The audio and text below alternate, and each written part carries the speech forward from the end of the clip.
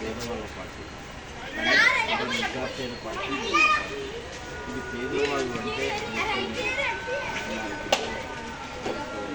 అదేవిధంగా ఇట్లా మన ప్రభుత్వం పేదవాళ్ళు ఎవరైనా కానీ ఎవరిని ఉన్న పేదవాళ్ళు ఎవరైనా కులాలు మతాలు కాదు, కానీ నిజమైన పార్టీ వికాసమైన పార్టీ కాబట్టి ఈ మేడం పోటీ చేస్తున్న పార్టీ ఈ హైదరాబాద్ కలిసి మనం ఒకటే.